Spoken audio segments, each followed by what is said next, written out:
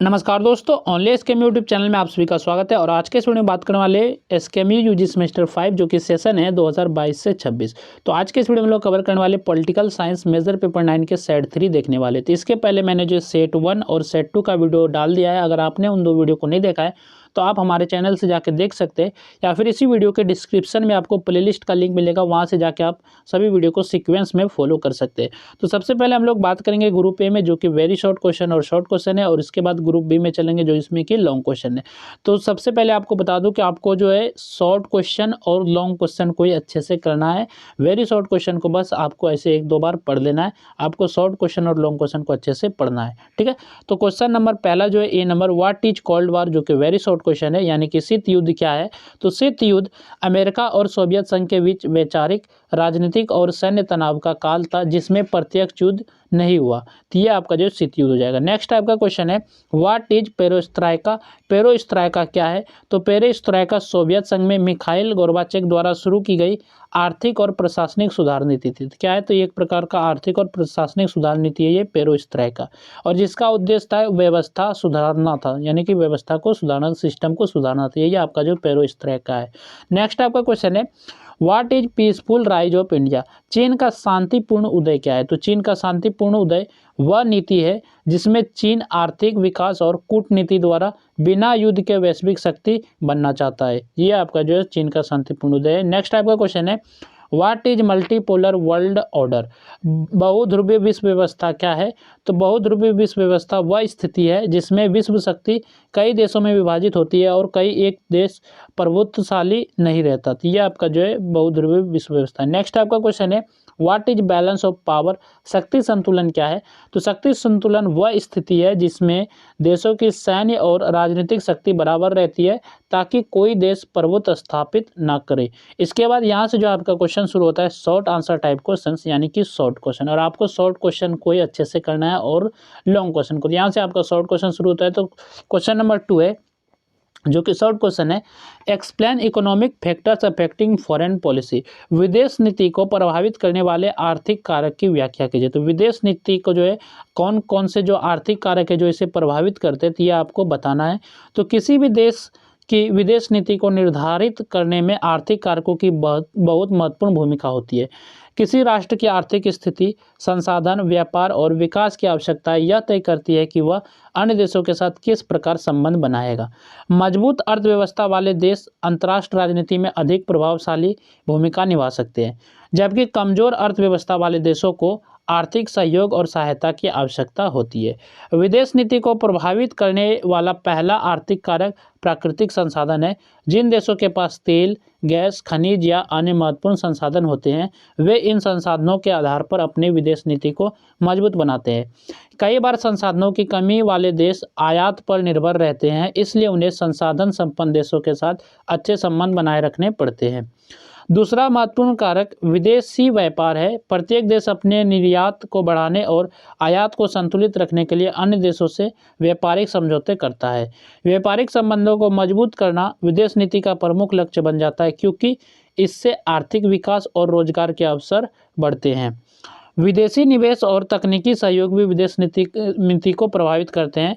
विकासशील देश उद्योग और तकनीक के लिए विकसित देशों से निवेश और सहायता प्राप्त करना चाहते हैं, इसलिए वे अपने कूटनीतिक संबंध उसी दिशा में बनाते हैं।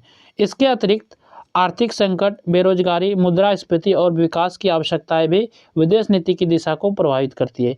इस प्रकार आर्थिक कारक किसी राष्ट्र की विदेश नीति के निर्माण और संचालन में अत्यंत महत्वपूर्ण भूमिका निभाते हैं। इसके बाद नेक्स्ट आपका शॉर्ट क्वेश्चन है write a short note on South China Sea dispute. दक्षिण चीन सागर विवाद पर संक्षिप्त टिप्पणी लिखिए। तो दक्षिण चीन सागर विवाद क्या है, तो इस पे आपको टिप्पणी लिख के बताना है, यानी कि इस पे शॉर्ट नोट लिखना है। तो दक्षिण चीन सागर एशिया का एक महत्वपूर्ण समुद्री क्षेत्र है, जो अंतर्राष्ट्रीय व्यापार और सामरिक दृष्टि से अत्यंत महत्वपूर्ण माना जाता है। यह समुद्र चीन, वियतनाम, फिलीपींस, मलेशिया, ब्रुनेई और ताइवान जैसे कई देशों से घिरा हुआ है। इस क्षेत्र में छोटे छोटे द्वीप, समुद्री मार्ग और प्राकृतिक संसाधन होने के कारण यहाँ लंबे समय के क्षेत्र विवाद चला आ रहा है। इस विवाद का मुख्य कारण इस क्षेत्र पर चीन का व्यापक दावा है। चीन 9 डैश लाइन के आधार पर लगभग पूरे दक्षिण चीन सागर को अपना क्षेत्र मानता है। जबकि अन्य पड़ोसी देश भी अपने अपने हिस्से का दावा करते हैं। इन द्वीपों और समुद्री क्षेत्रों में तेल, प्राकृतिक गैस और मछली संसाधन होने की संभावना बताई जाती है, जिससे विवाद और बढ़ गया है। दक्षिण चीन सागर अंतर्राष्ट्रीय व्यापार के लिए भी अत्यंत महत्वपूर्ण है, क्योंकि विश्व का बड़ा भाग समुद्री व्यापार इसी मार्ग से गुजरता है। इसलिए इस क्षेत्र पर नियंत्रण आर्थिक और सामरिक दृष्टि से बहुत महत्वपूर्ण माना जाता है। चीन ने यहाँ कृत्रिम द्वीपों का निर्माण, सैन्य ठिकानों की स्थापना और नौसैनिक गतिविधियां बढ़ाई है, जिससे क्षेत्रीय तनाव बढ़ा है। फिलीपींस ने इस मामले को अंतर्राष्ट्रीय न्यायाधिकरण में भी उठाया, जहां 2016 में चीन के दावे को कानूनी मान्यता नहीं दी गई। इसके बावजूद चीन ने अपने रुख में परिवर्तन नहीं किया। इस प्रकार दक्षिण चीन सागर विवाद क्षेत्र सुरक्षा, अंतर्राष्ट्रीय कानून और शक्ति संतुलन से जुड़ा एक प्रमुख वैश्विक मुद्दा बन गया, मतलब बना हुआ है। तो प्रमुख वैश्विक मुद्दा बना हुआ है। इसके बाद यहाँ से जो शुरू होता है आपका ग्रुप बी, यानी कि लॉन्ग आंसर टाइप क्वेश्चन, और आपको जो लॉन्ग क्वेश्चन को अच्छे से तैयार करना है और शॉर्ट क्वेश्चन को मैं हर वीडियो में बोलता हूँ आपको, ठीक है। तो बात कर लेते हैं ये पीडीएफ आप लोग को कहाँ मिलेगा। तो ये पीडीएफ जो है आपको टेलीग्राम चैनल पे मिल जाएगा, जो कि टेलीग्राम चैनल का नाम है ओनली एसकेएमयू। तो आप सर्च करेंगे, वहाँ से आप इसको ये पीडीएफ डाउनलोड करके पढ़ सकते हैं, या फिर इसी वीडियो के डिस्क्रिप्शन में आपको लिंक मिलेगा पीडीएफ का, तो आप उस लिंक पे क्लिक करेंगे तो आप रिडायरेक्ट हो जाएंगे इसी पीडीएफ पे और वहाँ से इसको पढ़ सकते हैं, ठीक है। तो यहाँ पर लॉन्ग क्वेश्चन देख लेते हैं। क्वेश्चन नंबर 4 है, जो कि लॉन्ग क्वेश्चन है।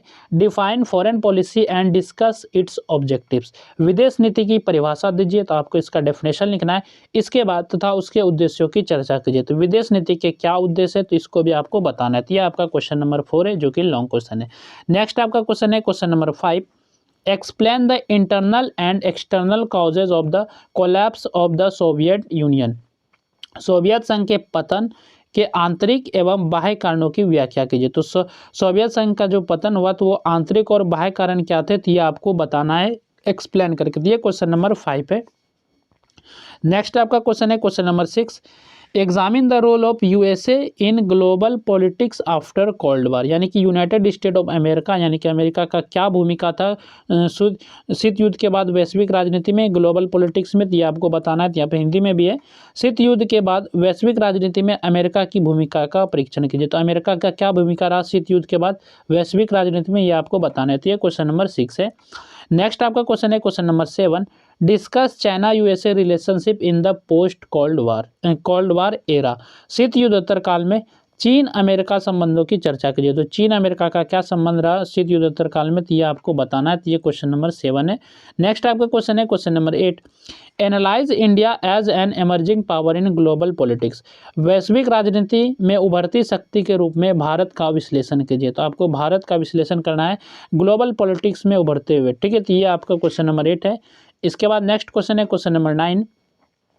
Discuss globalisation and its impact on world politics. वैश्विक राजनीति पर वैश्वीकरण के प्रभाव की चर्चा कीजिए। तो वैश्विक राजनीति पर वैश्वीकरण की क्या प्रभाव पड़ती है आपको बताना है। तो ये क्वेश्चन नंबर 9 है।